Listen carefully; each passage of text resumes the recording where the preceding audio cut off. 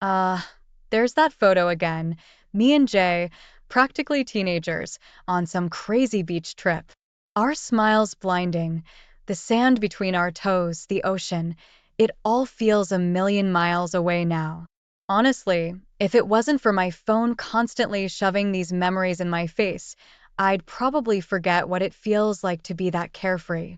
See, instead of sand, it's mostly dirty laundry and crumpled invoices around here. And instead of Jay's laugh, it's the hum of the radiators struggling against the winter chill. It's not bad, I guess. But is this it? Is this what I worked my butt off for? To build a comfortable life, that's basically one giant sigh. My phone buzzes. A notification from the shop's Instagram.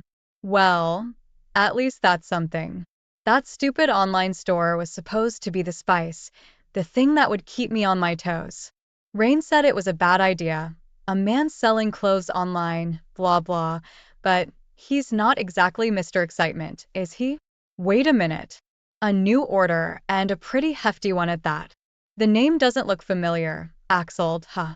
Okay, Mr. Axel, let's see what you're into. Boxers, polos, couple of suits, huh, not bad. He's definitely got money to burn on fancy clothes. I wonder what the guy even looks like. Ping. My stupid trader heart does a little flip. It's a message from Axel, and of course, it's got nothing to do with shipping times. Love the new additions to the store. You have great taste. Okay, that's flattering. And weird, since we haven't connected beyond me sending order confirmations. Maybe I should just ignore it, play it cool, but what's the harm? It's been ages since someone showed the slightest interest in, well, anything about me. And Rain with his work. Don't even get me started. He barely knows I'm alive most days. The designs really stand out, I type back, adding a little smiley face, trying to keep it light. His reply is instant. He's definitely into this little chat. I feel a warmth spread through me. Just harmless flirting, right? But the flirting keeps going. He asks questions, not about fabric or inventory, but about me. My favorite color, how I spend my free time, huh, that kind of stuff. There's this little voice in the back of my head, the annoyingly responsible one, that's starting to yell, red flag, boundaries, all that jazz. Yet, the stupid smile on my face won't budge. It's a distraction, that's all. A sprinkle of pepper on my boring, predictable, perfectly adequate little life. Meet up to finalize your order. It's easier in person. Axel's message blinks on the screen, and my stomach does a full-on flip-flop. This is it, the moment where I either slam the brakes on this runaway train of bad decisions or, well, I don't know what they or even is, but it feels dangerous, thrilling, and a lot like I've already lost control. Rain's away on one of his endless hospital rounds for the next 2 days. A perfect, horrible, guilt-soaked window of opportunity. I tell myself it's just clothes. Just business. I'll meet him in the middle of the day at the shop, help him pick out a few outfits, and be done with it. But even as the life forms in my head, I know it's flimsy. Suddenly, I'm obsessively checking the store's Instagram account, swiping through pictures of suits and shirts like I'm picking my own poison. What will he look like? All business casual and serious, or will the playful side from the messages carry over? For some twisted reason, I desperately want it to be the second option. The guilt is a constant drumbeat now. What the hell am I doing? Rain trusts me, and I'm already crafting 1,000 sneaky ways to deceive him. But then there's the other feeling, the one I try to ignore. Excitement. Anticipation. A sense that something is finally about to happen, to shift. Morning comes. As I put on my I'm a responsible business owner, not a desperate housewife outfit, a wave of nausea makes me pause. What if this is the stupidest thing I've ever done? But I push it down, force the shaky feeling away. No, this is a way to take control, to spice things up. No more staring out windows, no more feeling invisible. Today is different. The bell above the shop door tinkles, and there he is. Axel. Definitely more handsome than I expected, tall, the kind of confident smile that makes you feel instantly noticed. He shakes my hand, his grip warm, and I try to focus on his request for a suit for some vague business event. Let's try this one, I say, my voice sounding too high in my own ears. He heads into the fitting room, and I force myself to busy myself with organizing a nearby rack, pretending I'm not counting the seconds. He reemerges, and damn, the suit fits him perfectly. But it's what happens next. The way he catches my eye in the mirror as he smooths down his tie. A sly smile playing on his lips. That's what undoes me. He knows exactly what he's doing. And worse, a traitorous part of me likes it. He changes back, lingers a fraction too long. Drink sometime? He asks casually. The words hang in the air. That's the line. The one where I can still say no. But instead, the word, sure, escapes my lips, and the decision sears itself onto my soul. My hands shake as I turn the key in my own front door. It shouldn't feel like breaking and entering, but that's exactly what it is. I'm a thief in my own home, stealing moments, stealing a version of myself that Rain can never know. The guilt is a physical thing now, a cold knot in my gut. But pushing it down comes as easily as turning on a light, a dangerous, reckless switch flipped inside of me. I force a smile as Rain greets me, his eyes warm, the untouched dinner a silent accusation on the table. Sorry, babe. Some stuff came up at the store. I let effortlessly. He doesn't question it, doesn't push. Just gives me that concerned look, the one that says he knows something's off, but has no clue how deep the cracks go. The one that makes me want to scream and confess all at once. Later, he reaches for me in the darkness, and I flinch away with a mumbled excuse about feeling tired. The space between us in that bed feels wider than an ocean. Each lie, each touch I refuse, chips away at whatever tiny bit of us is left. The only real connection I feel now is the shameful buzz when my phone lights up with a message from Axel. It's not remorse, it's a craving, an addiction to the way he makes me feel desired, important, seen. Can't wait to see you again, he writes with that damn emoji, a wink that sets my cheeks on fire. In the lonely, sleepless hours, I try to reason with the monster inside. It's just a fling, I tell myself. A way to let loose, to shake things up, then I'll go back to my perfect, boring life. Rain will never know, but a tiny voice whispers that I'm in free fall, that the price of this excitement might be more than I bargained for. Yet, the fall is intoxicating. The next day, I find myself driving to Axel's apartment, the address he so casually slipped into conversation. No more flimsy excuses about the store. This is different, darker. I feel both a fear of what I'm becoming and a twisted eagerness to see where the ride takes me. I tell Rain I have a late meeting. The lies taste bitter now but come just as easily. Each one paints me into a corner further away from the woman I used to recognize. The woman I'm desperately trying to erase. My phone rings, and I flinch like it's a venomous snake. It's Axel. My insides flip. A sickening mix of anticipation and fear. He's moved past flirty texts. Now it's calls.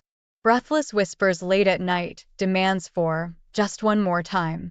The excitement has curdled into something heavier, harder to control. I glance across the breakfast table. Rain looks tired, his attention on his medical journal. It cuts like a knife, the way I don't even care if he asks about my day anymore. All I can think about is the next stolen hour with Axel, the next hit of that dark, destructive high. But then a wave of something like shame crashes over me. What am I becoming? Am I only worth something when a man like Axel desires me? Rain, for all his focus on work, for all our lost connection, he loves me. Doesn't he? Or is that just another lie I tell myself as I dial Axel back, my voice low and breathless? The changes in me are too obvious to hide now. Rain's not stupid. Every distracted smile, every late night excuse is a nail in the coffin of our marriage. He asks where I've been, his tone shifting from concern to suspicious.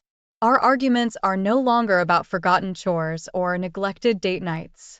They're heavy silences, him staring at me like I'm a stranger, the unspoken accusation hanging between us. Are you seeing someone else? He asked last night, and I almost broke. The truth clawed at my throat, but I forced it down with another lie.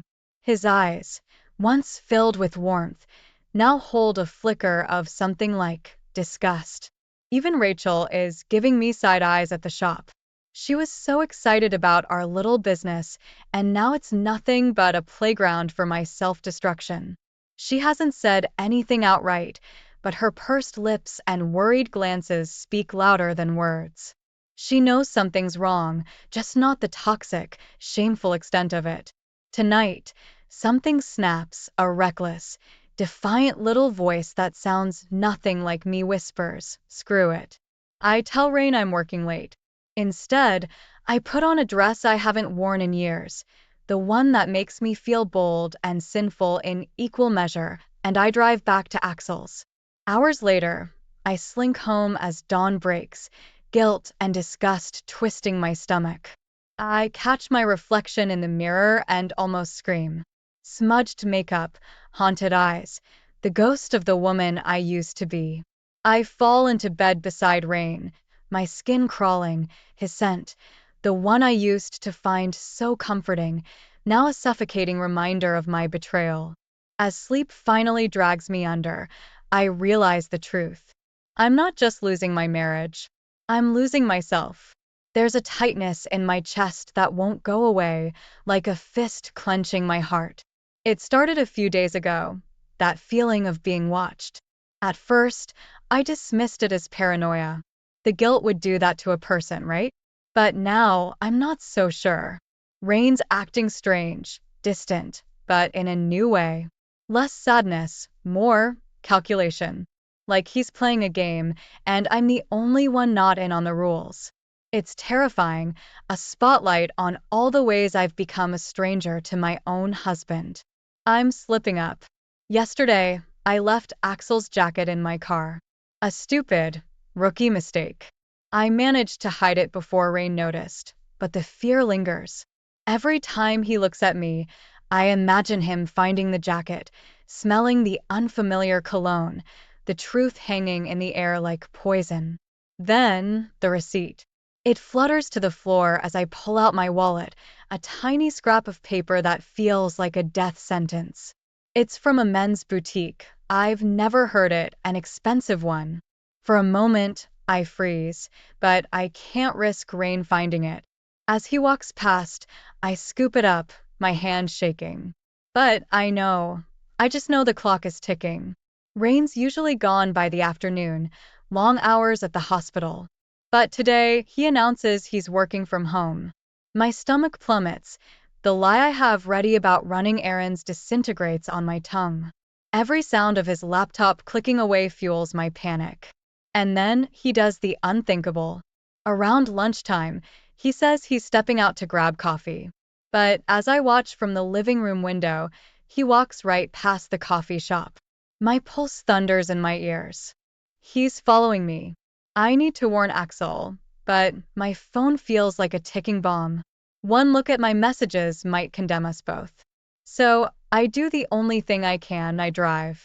I circle the city aimlessly, trying to think, trying to disappear, all the while knowing that whatever fragile piece existed in my life is about to be obliterated. The rest of the afternoon unravels in a sickening blur. He sees me. There's no mistaking it. His car parked 2 blocks from Axel's apartment, the raw pain on his face as I step out. The perfect, safe world I constructed in my head collapses. That night, there's no avoiding it. The confrontation crackles with a kind of energy I've never felt before, fury, anguish, the desperate need to rewind time and make different choices. Who is he? Rain spits out, his voice barely recognizable. The lies catch in my throat. Pathetic, pointless lies. For one desperate moment, I consider throwing myself at his feet, begging for forgiveness I don't deserve. But a stronger, more self-destructive impulse takes hold. If I'm going down, I'm going to down fighting. It's none of your business, I say, the coldness in my voice shocking me almost as much as it does him. And that's when the world truly shifts on its axis. My words smash into the room like a grenade. I cheated, with someone else. They hang there, a toxic cloud poisoning the air. Rain's face contorts, a mask of disbelief. It's a relief in a way, this horrible, brutal honesty. But it's matched by a crushing wave of shame that threatens to drown me. How could you?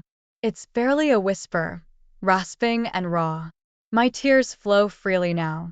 I spill out justifications, none of them adequate. How boring I felt, how neglected, how Rain didn't see me anymore. But they ring hollow, even to my own ears. Rain erupts. He's never been one for yelling, but his fury now cuts deeper than any scream. His words lash like whips. Selfish, pathetic, a destroyer of everything good in his life. Each accusation is a fresh wound on my already battered soul. Something snaps. A counterattack surges up, fueled by a mix of pain and defiance. It's ugly, a vicious game of laying blame.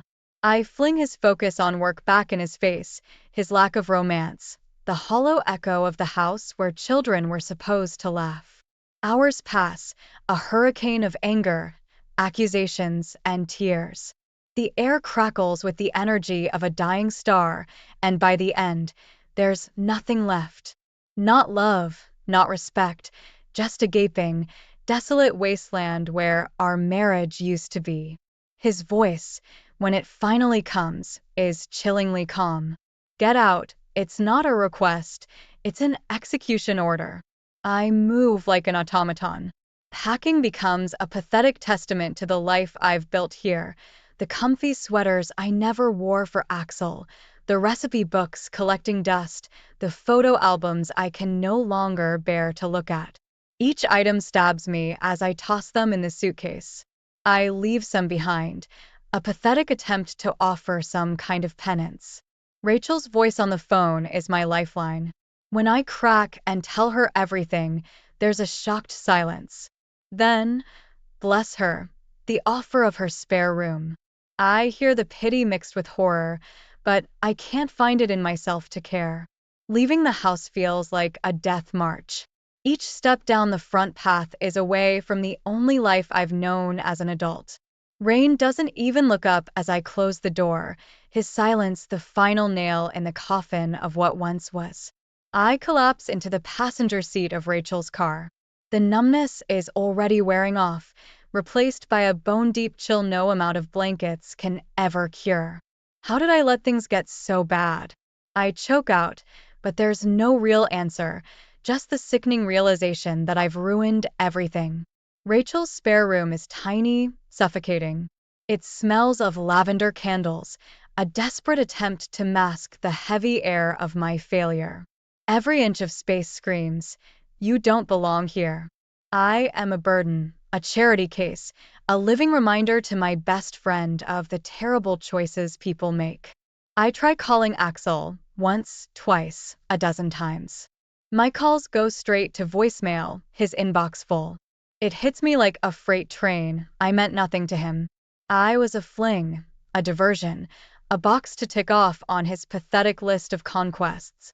Tears sting my eyes, but they're not for him. They're for the pathetic fool I've become. Time warps, days blur into a haze of sleepless nights and forced mouthfuls of food that Rachel insists I eat. All those fantasies of Axel as some soul-saving escape route evaporate, leaving a bitter taste more painful than hunger. Worse than the physical discomfort is the relentless voice in my head. It whispers, shouts, berates, worthless, selfish, liar. It's a broken record of my own making, and I have no idea how to make it stop. News of my situation spreads like wildfire. A twisted, exaggerated version of events paints me as the villain. People I considered friends now cross the street to avoid me. Their pitying glances are worse than outright anger. My carefully constructed reputation, the image of the happily married businesswoman, lies in tatters. The divorce papers arrive by courier. An impersonal, clinical severing of the life Rain and I built. Should I feel a crushing sadness? Yet, all I feel is a dull ache and a strange relief. Signing those documents is akin to amputating a poison limb. Painful, but necessary for any hope of survival. Even Rachel is changing. Her smiles are forced, the light-hearted banter replaced by an awkward, heavy silence. She tries, bless her, but her home is now a cage. Each unspoken judgment hangs between us like a ghost. I throw myself into the only thing I have left, the store. It should be a distraction, but it's a cruel mirror. Customers eye me with suspicion. Some are openly hostile. My attempts at enthusiasm feel fake, plastic. Sales dwindle to almost nothing. The dream I clung to, the one I foolishly thought would save me, is dying. And as it does, it takes the last, pathetic fragments of my old self along with it. Now, when I stare into the mirror, it's a haunted stranger staring back. My throat burns from the cheap whiskey I forced down last night. It didn't stop the nightmares, just made them a bit blurrier. The ringing phone jolts me awake. It's my mom. Even in my misery, I brace myself. Her love is the tough variety, laced with a disappointment so deep it cuts to the bone. Sweetheart, I heard, she says, her usual warmth replaced by something almost clinical. Brace for impact. My voice cracks as I spill everything. The affair, the implosion of the business, Rain. Each confession is another stone dragging me under. She listens, then comes the verdict I both fear and crave. Tama, you've made a colossal mess. This wasn't about boredom, it was about a lack of respect. For Rain, and, most importantly, for yourself. The words sting, but they're true. She offers financial help, not pity. I manage a pathetic thank you. The call ends, leaving me more alone than ever. Night brings no relief. Regret claws at my insides. Every cringeworthy memory of Axel, every fight with Rain. I toss and turn, whispering apologies to an empty room. The question echoes in the darkness. Will I ever feel like a decent person again? Will anyone ever be able to look at me without seeing the word, cheater, stamped across my forehead? My phone buzzes again. It's Rain's lawyer, a final piece of paperwork for the divorce. Just seeing Rain's name sends a shock through me. Grief mixes with guilt, and a strange, desperate impulse surfaces. Before I can overthink, I dial his number. His voice, when he answers, is strained, distant. It reminds me of the chasm I've created between us. Can we talk? I ask, hating the weakness in my voice. There's a long pause. Fine, he finally says. The cafe on Willow Street. Tomorrow at noon. It's our old spot, where we fell in love over terrible coffee and dreams of a future. The weight of the symbolism almost crushes me. News arrives that same day about Axel. A coworker of Rachel's mentions his sudden move for a promotion overseas. A pang of something ripples through me. Disappointment? Relief. He was never a savior, just another escape hatch that led straight into a brick wall. The next morning, I dress with agonizing care. There's a flicker of the old Tama, the one who wanted to look presentable, but it's fueled by shame, not hope. The cafe is a ghost. Each table, each shipped cup, is a reminder of happier times. He arrives, face drawn, years older than when I last saw him. We make careful small talk, but the words hang heavy. Finally, I can't take it anymore. I'm so sorry, Rain, I blurt out. The rest spills out, my selfish reasons, the pathetic weakness, how I destroyed everything good between us. He listens. There's pain in his eyes, but the rage is gone. When he speaks, it's measured, almost rehearsed. I should have seen it, he says, and damn, does that hurt. We talk more, mistakes on both sides, dreams that died slowly. Not reconciliation, but an autopsy of our marriage.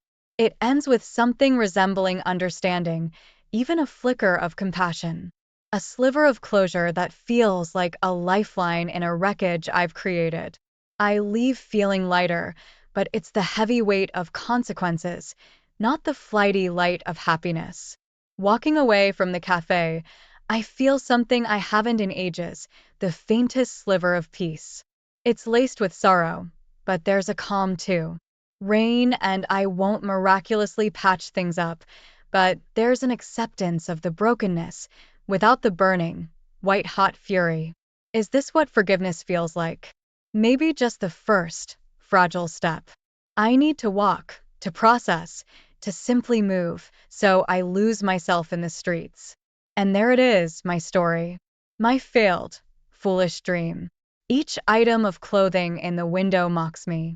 A constant reminder of ambition twisted into desperation, into reckless escape. A decision hits me with sudden force. It has to go. The "for sale" sign goes up like a white flag of surrender. Each interested buyer, their eyes filled with hope and plans I'll never see, is a fresh twist of the knife. But it's necessary. A purge, a severing of ties with the woman who made such catastrophic choices. The divorce hearing is a surreal blur. Lawyers, emotionless paperwork, and the final, irrevocable end to the life I knew. Tears threaten, but I hold them back. Tears won't fix anything now. Months slip by.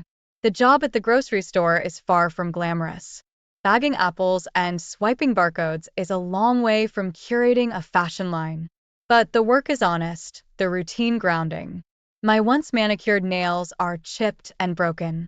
Each bag I pack feels like another layer of my old life being shed. The pain isn't gone, but it's different now. A dull ache, rather than the unbearable sharpness. In its place, quiet determination starts to rise. I may have fallen hard, but I am not broken beyond repair. Enter Sarah, an old high school friend. We hadn't spoken in years, but a chance encounter at the supermarket leads to coffee. She listens with genuine care, none of Rachel's judgment.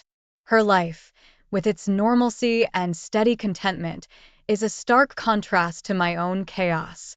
Yet, it's a reminder that there are other ways to live, other paths I never explored.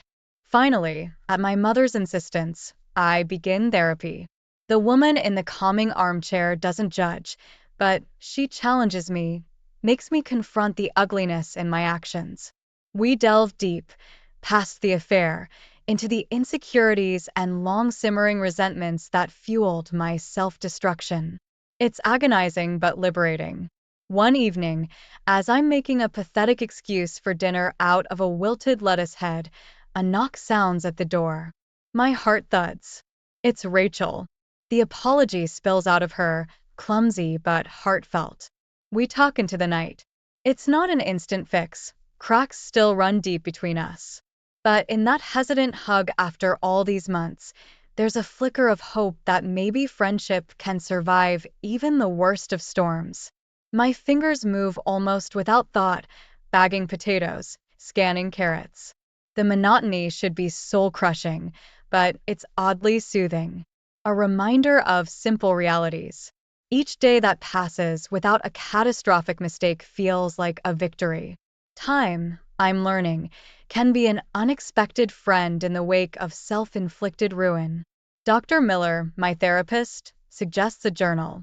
Not to relive, she urges, but to understand and release. I'm skeptical, but I find writing unlocks something. My shame, anger, and even flickers of hope flow onto the page. The physical act of putting my messy thoughts into words helps untangle them bit by bit. Then there's the easel, collecting dust in the garage. It's a relic of the old Tama, the one who dreamed of a life less ordinary. Taking up a paintbrush after years feels awkward, like greeting a half-forgotten friend. But as color seeps onto the canvas, something loosens inside. No longer striving for perfection, I splash out my emotions, the darkness, the frustration, the stubborn tendrils of hope that are starting to sprout. The animal shelter becomes my weekend sanctuary. Battered dogs with trusting eyes, scrawny kittens demanding my clumsy affection. Their innocence is a balm to my damaged soul. Helping them, earning their tiny licks of approval, it feels like the first truly selfless act I've undertaken in ages. One afternoon, at a used bookstore browsing for something mindless, I run into a face. Not a familiar one, but a kind one. He offers a genuine smile, the kind I thought had vanished from the world after my fall. We chat awkwardly about books, about the weather, about the strange comfort of old things. I leave with a lighter heart. Maybe, just maybe, genuine connection might still be possible. The news about Rain hits me out of nowhere. A colleague mentions his upcoming wedding, a new woman, someone great. A flare of hurt, a twist of the old knife, but stronger underneath it is an overwhelming sense of release. He's building his life elsewhere, without me. It hurts, but it should. Time to build my own. The painting is almost done. A swirling mass of colors, angry at first, softening into unexpected shades of light.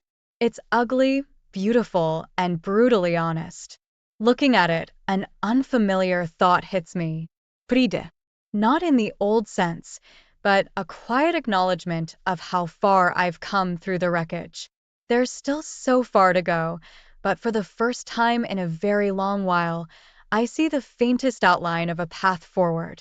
Heard about your ex, Sarah says casually over our sad cafe's salads at lunch one day. The one who was, overseas? Turns out, overseas was right down the street. Wife, kid, the whole package. Ouch. The pang of something isn't as sharp as I'd feared. Regret, mostly, for the idiotic girl who thought a man like Axel was anything other than a walking disaster. But there's freedom too. My destruction of my own life wasn't tethered to him being some kind of soulmate. It was all mine. A strange new hunger stirs in me. I crave knowledge, not random facts, but the kind of knowledge that might help explain why I fell so damn hard. The next day, I find myself enrolling in a psychology night course, introduction level, but a start. The textbooks feel heavier than any designer bag ever did. The shelter becomes not just an escape, but a place of unexpected connection. Janice, a volunteer coordinator with a voice like sandpaper and a heart of gold, takes me under her wing. She's seen it all, and I sense in her a similar mix of exhaustion and stubborn, unrelenting hope. She doesn't offer pity, just challenges me to work a little harder, be a little gentler. In her rough way, she shows me a different kind of strength. Then, there's the invitation.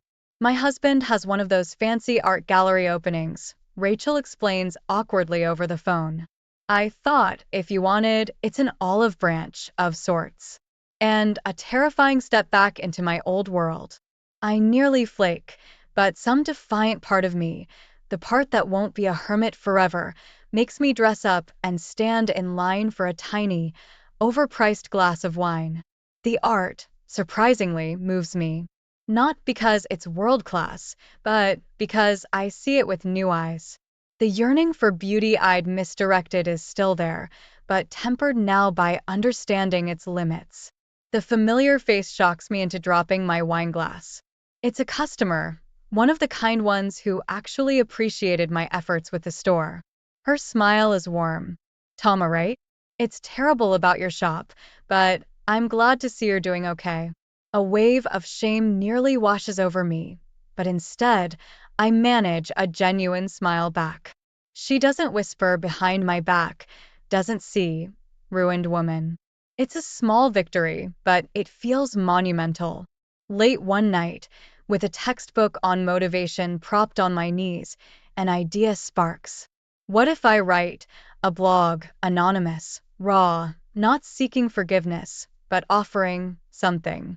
Maybe my mess of mistakes could be a beacon for others, a testament to the devastation that follows when you pursue happiness in all the wrong places. My fingers hover over the keyboard, post, the button taunts me. This is a different kind of exposure than I ever could have imagined. Hitting publish on my first raw and censored blog entry feels more terrifying than any illicit rendezvous with Axel. What if everyone I know finds it? What if my words do more harm than good? But then there's the other thought, the one I desperately cling to. What if they help even one person feel less hopelessly alone? I hit post, then shut my laptop, too wired to sleep. The response is slow at first, a trickle of comments here and there. Some are supportive, others dismissive or even cruel. I brace for judgment, but find something more powerful: recognition. People, mostly women, share their experiences, betrayals, foolish choices fueled by the same emptiness I felt. My story becomes a starting point for conversations, an uncomfortable mirror reflecting the cracks that lie beneath the surface of many seemingly perfect lives. Then comes the message that rocks my world. It's from a man named David. His marriage, he confesses, nearly fell apart. "I saw myself in your words," he writes. "Your honesty made me see how damn close I came." My blog saved his marriage. It's both thrilling and terrifying all at once. I panic. Am I qualified to give advice, to shoulder this kind of responsibility? With Dr. Miller's encouragement, I seek guidance from a therapist who specializes in online communities and personal risk. She talks of boundaries, anonymity, the dangers of offering solutions instead of support, and I realize the line between helpful and harmful is thinner than I'd grasped. My own therapy shifts focus too. We examine my need for validation, the way I'd sought it out in destructive ways. We dig into friendships, family, the slow process of rebuilding relationships on foundations stronger than shared gossip and expensive lattes. Then, the envelope with familiar handwriting on it. My breath catches. It's been ages since I've heard directly from Rain. Inside is a short letter, carefully worded. No blame, just a recognition of shared pain, flawed decisions, and finally, the wish for some kind of peace. It's the ending I never thought possible, an anchor in the storm. An email appears in my inbox, an opportunity.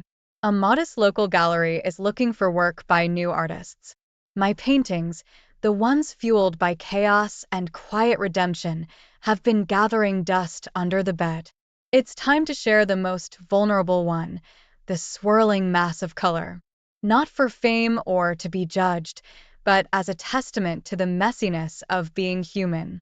I add my name and email, then hit send. This isn't a fairy tale ending. My life is far from perfect.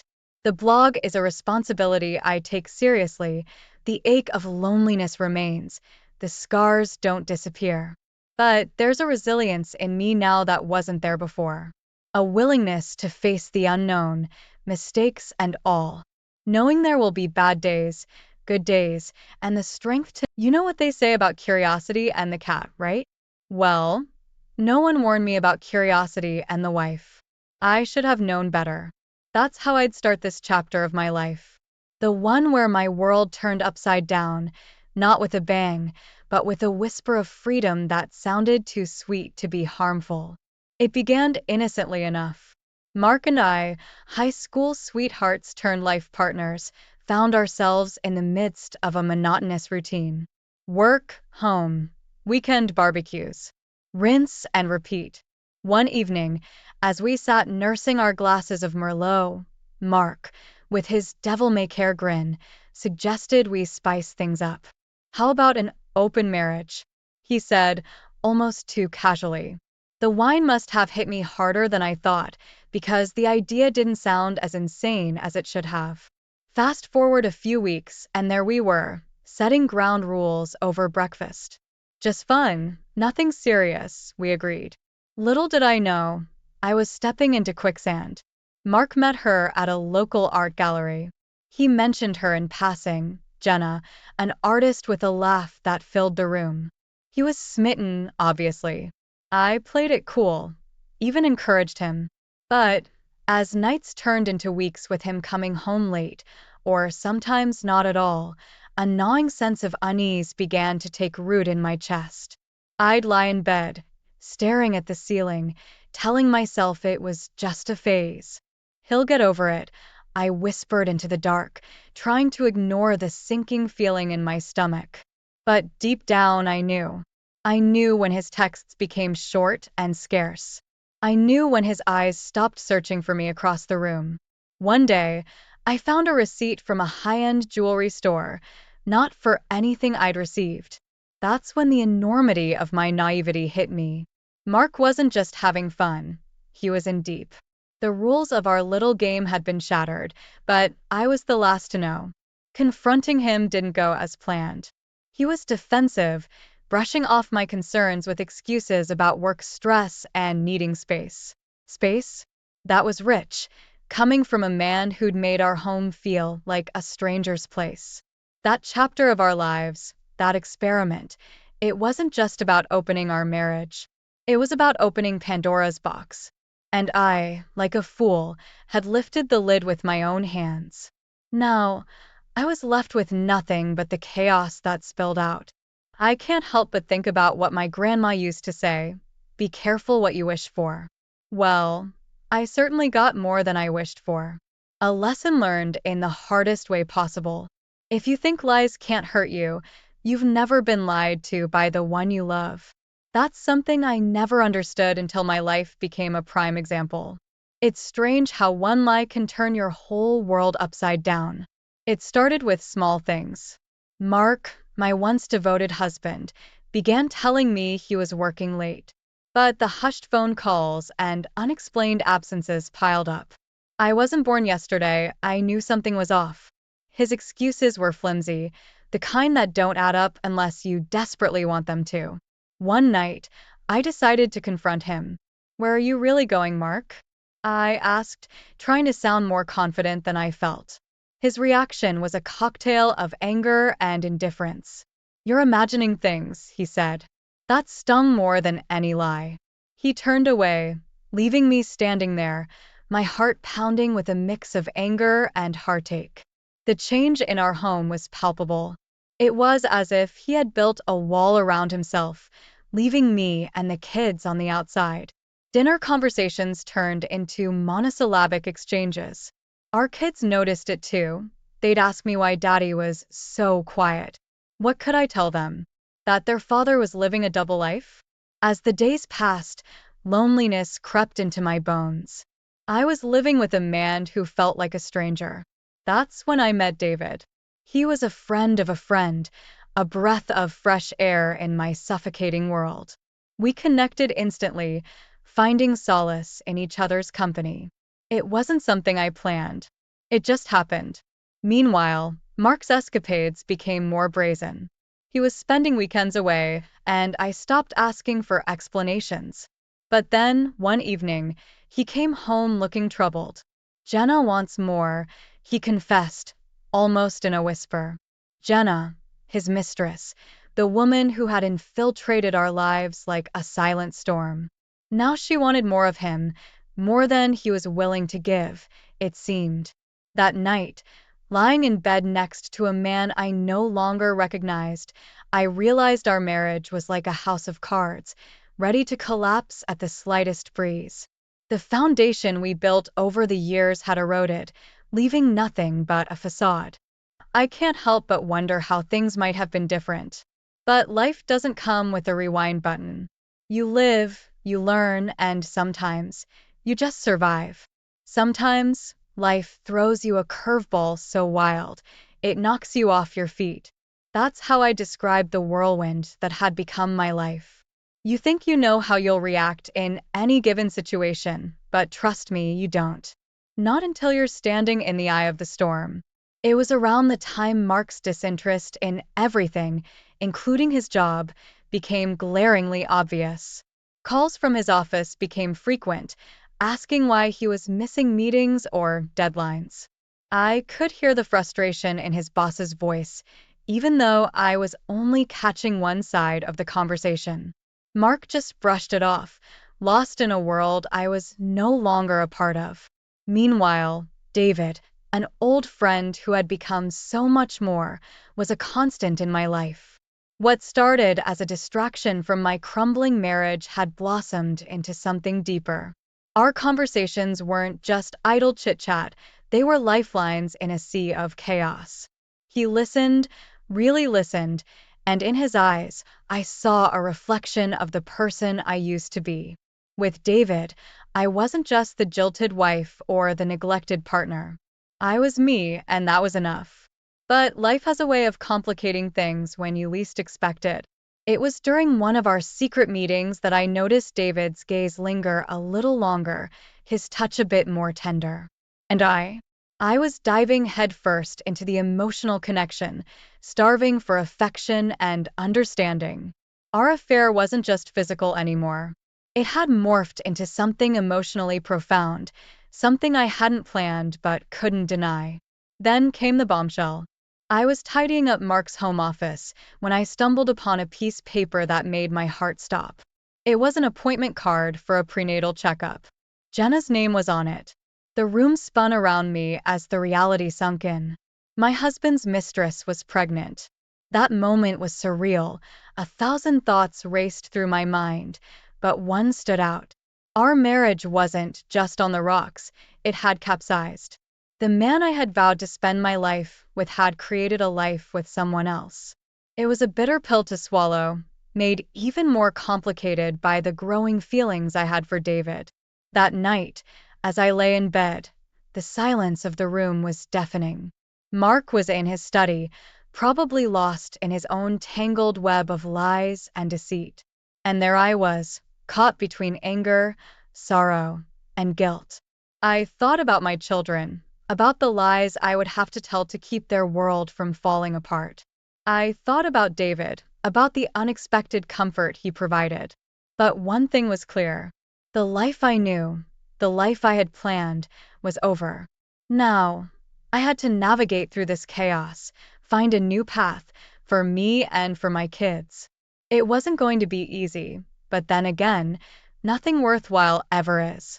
You never really know how strong you are until being strong is the only choice you have. This phrase echoed in my mind as I navigated the stormiest part of my life. It's funny how life can flip upside down in a blink, leaving you to pick up the pieces. The day Mark told me he was leaving me for Jenna, his mistress, was the day my world shattered.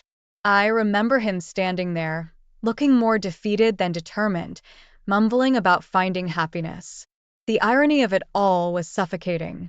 Happiness, as if it was just lying around, waiting for him at the end of our broken marriage. Devastated doesn't quite capture what I felt. It was as if someone had pulled the ground from under my feet. But I didn't have the luxury to crumble.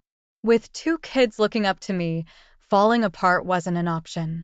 So, I focused on the only other escape I had: my affair with David. It was a distraction, a way to fill the gaping hole Mark's departure had left. But life, as I had come to learn, was full of unexpected twists. Just when Mark's new life seemed to be taking off, it came crashing down. Jenna miscarried.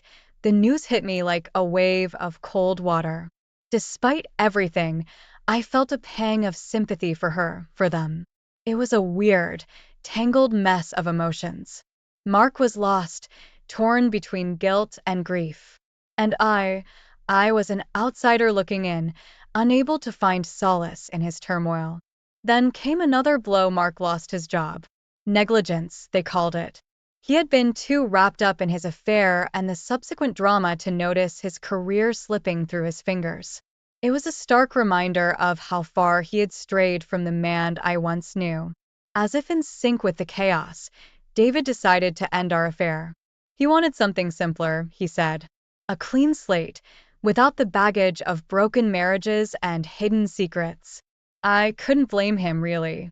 Our relationship was built on a foundation of escapism, not reality. Left alone with my thoughts, I couldn't help but reflect on the series of choices that led me here. I thought I was coping, but in reality, I was just as lost as Mark. We were both running from our problems, only to crash into them head on. Happy ending I had once imagined.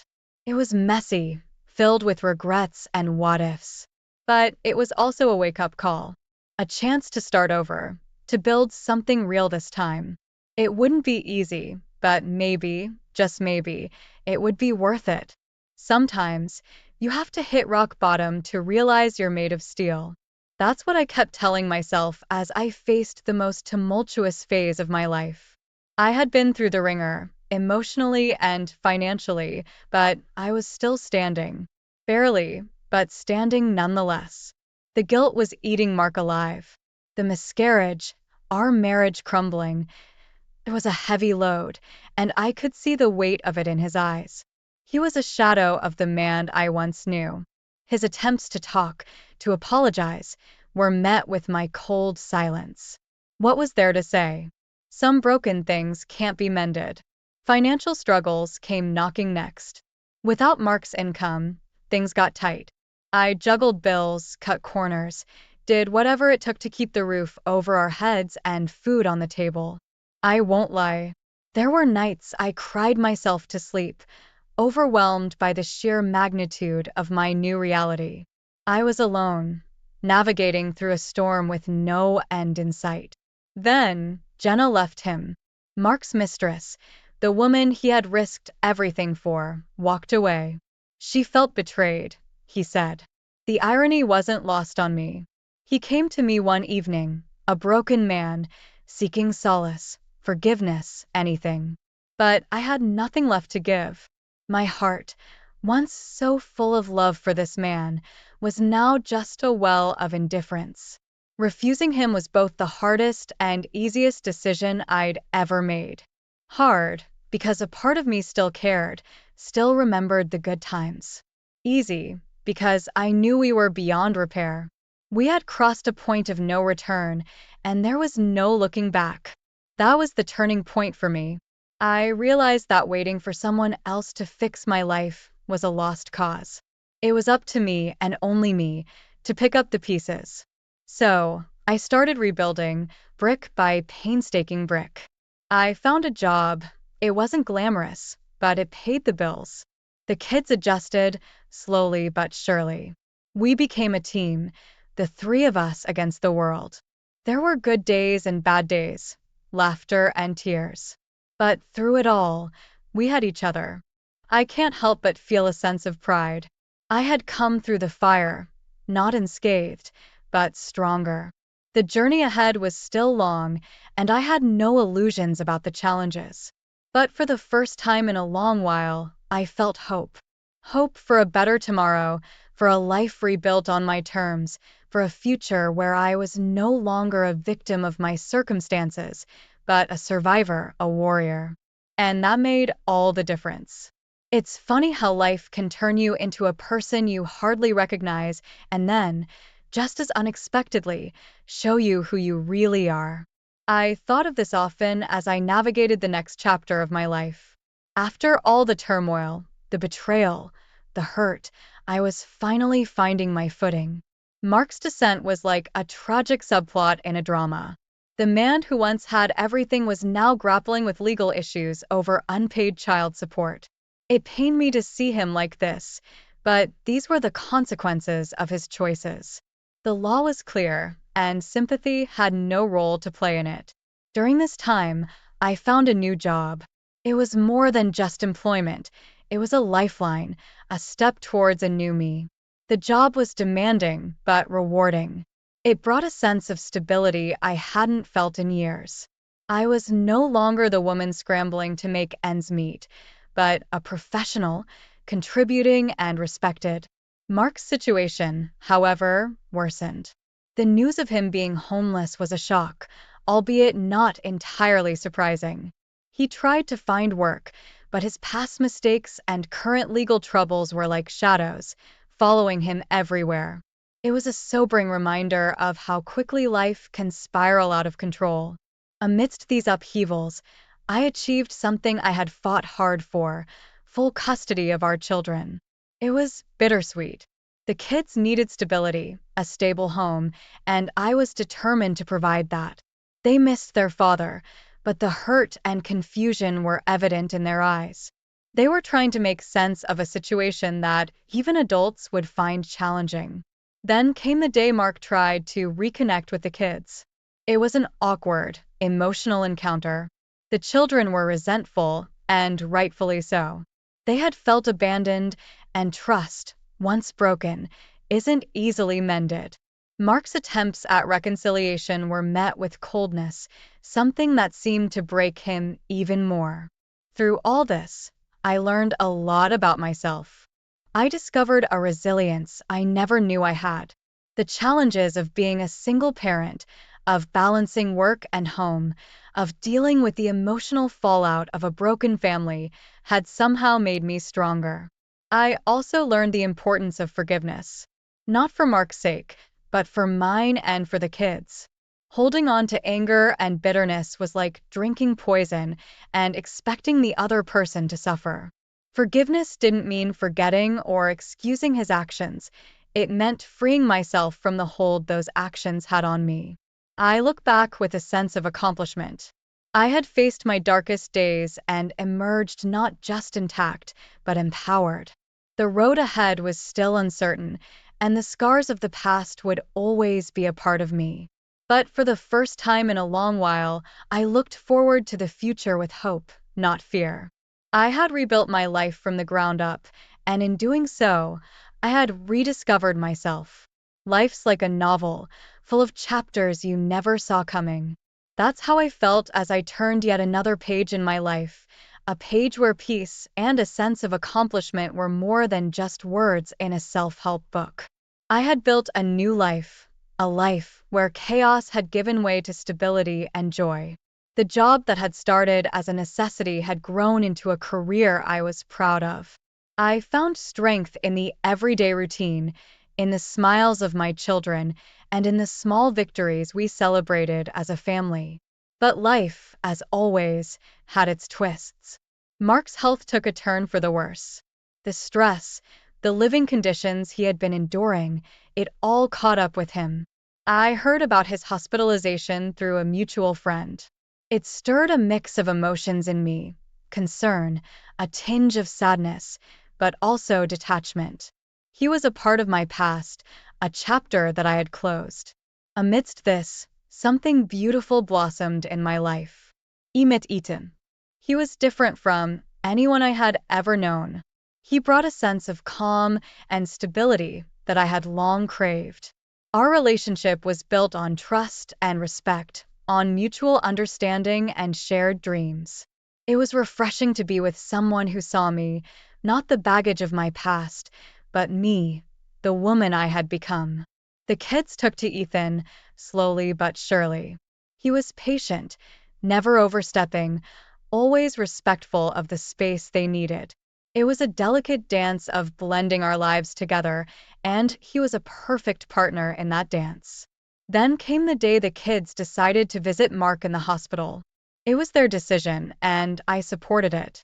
They needed closure, a way to process the complicated feelings they harbored towards their father. The visit was tense, filled with unspoken words and awkward silences. They returned home quiet, reflective. It was a lot for them to take in, and I did my best to help them navigate through their emotions. That period was a testament to how far we had come.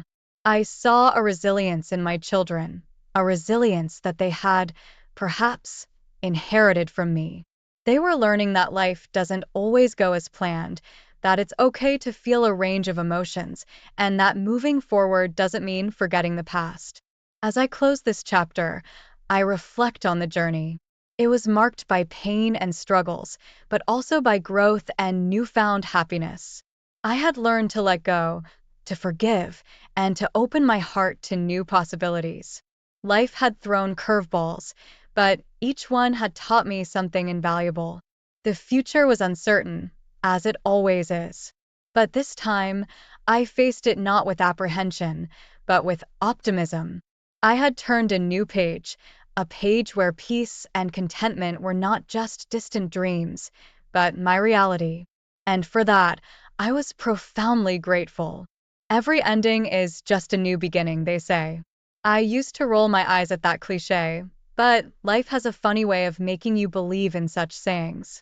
This chapter of my life was all about new beginnings and the shadows of the past that lingered, reminding me of the long journey I had traversed. Ethan, my rock, became more than just a partner. He was a mentor, a friend to my kids. Seeing them laugh and share stories with him filled my heart with an indescribable warmth. He was the positive influence they sorely needed, a beacon of stability in the unpredictable sea that had been our lives. Meanwhile, Mark was discharged from the hospital, but his life was far from stable. With nowhere to go, he ended up in a shelter. Hearing about it stirred a complex cocktail of emotions in me. There was pity, a faint echo of the love that once was, and a dose of reality about the consequences of one's actions. His life had become a reflection of poor choices and lost opportunities. At work, things were looking up for me. A promotion came my way, a recognition of the hard work and dedication I had put in. It wasn't just a job title. It was security, a sense of achievement, and a step towards a better future for my family. I could finally breathe a little easier, knowing that I could provide for my children without constantly worrying about the next bill. As for Mark, I heard he spent his days in the shelter reflecting on his past decisions. Part of me hoped that this would be a turning point for him, a chance to start over and find redemption. Everyone deserves a second chance, or so I wanted to believe. But life was moving forward for me, and I wasn't looking back. Ethan proposed, and it was everything I had hoped for: simple, sincere, and full of love. The children were overjoyed. They had grown fond of Ethan, and the idea of having him as a permanent part of our family brought smiles to their faces. The engagement was a celebration of new beginnings, of love found in the most unexpected places, and of hope. It was also a testament to the strength of the human spirit, my spirit, that had weathered storms and emerged stronger. As I close this chapter, I reflect on the journey. It's been a roller coaster, with highs and lows, tears and laughter. But through it all, one thing remained constant: the unbreakable bond with my children and the unyielding determination to give them a better life. The shadows of the past still linger, reminding me of where I've been. But they don't scare me anymore. They are just part of the story, a story that is still being written. And this chapter, with its new beginnings and old shadows, is just one of many that make up the tapestry of my life. A life that, despite everything, I am proud to call my own. Life's a mix of bittersweet moments, some you wish to freeze, others you can't wait to leave behind. That's how I felt as I embarked on this new chapter, a chapter marked by fresh starts, celebrations, and the inevitable shadows of the past. Mark, trying to claw his way back from the abyss he had fallen into, managed to find a job. It was a low-paying one, but it was a start, a step towards redemption. I heard about it through the grapevine. A part of me felt relieved, maybe even a little proud. Despite everything, I wanted him to find his footing, for his sake and for our children's. Our wedding, mine and Ethan's, was right around the corner. It was a celebration of new beginnings, of love triumphing over adversity. The kids were buzzing with excitement, their laughter filling our home with an infectious joy. The wedding wasn't just about me and Ethan, it was about our family, about the journey we had embarked on together. But not everyone was sharing in our joy. Mark, the man I had once shared my life with, was notably absent from the celebrations. He wasn't invited, a decision that wasn't made lightly. It was a choice born out of a need to move forward, to not dwell in the past. I heard through mutual friends that he felt isolated, another casualty of the choices he had made. It was a hard pill to swallow, but some bridges, once burned, are hard to rebuild. As the wedding day approached, Mark tried to reconnect with old friends, perhaps seeking a semblance of the life he once had. But time had moved on, and so had they. It was a harsh reality, a reminder that the consequences of our actions can sometimes stretch far and wide. The wedding itself was everything I had dreamed of and more. It was intimate, filled with people who had stood by us through thick and thin. Ethan looked at me with eyes full of love and promise, and as we exchanged vows, I knew that this was a new beginning, a chance at a life filled with love, stability, and happiness. But amidst the celebrations, a part of me couldn't help but think about Mark. News of him realizing the full impact of his choices reached me. There was no satisfaction in it, no sense of vindication. Only a sobering understanding that life is a series of choices, and each choice paves the path of our future. As I close this chapter, I'm filled with a mix of emotions. There's joy and hope for the future, gratitude for the love and support of those around me, and a subdued sadness for what was lost along the way. This chapter, like the rest of my life, is a tapestry of experiences, of moments both sweet and bitter.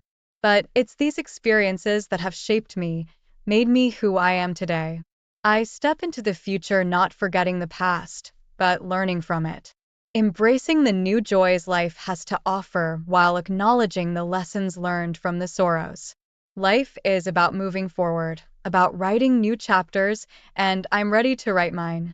Life is a tapestry woven from our choices, and sometimes it takes a while to see the pattern. This thought kept playing in my mind as I witnessed the myriad changes around me. Changes that were shaping not just my life, but the lives of those I cared about. Our family was thriving, like a garden that finally gets the right amount of sunshine and rain. The kids were doing well in school, their laughter and chatter a constant backdrop in our home. It was a stark contrast to the silence and uncertainty that had once hung over us like a dark cloud. They were growing, not just in height but in character, blossoming into individuals I was proud to call my children. Mark, on the other hand, was on a journey of his own. He started attending counseling, a step towards mending the pieces of his life. It wasn't easy for him. I heard about his struggles and small victories through mutual friends.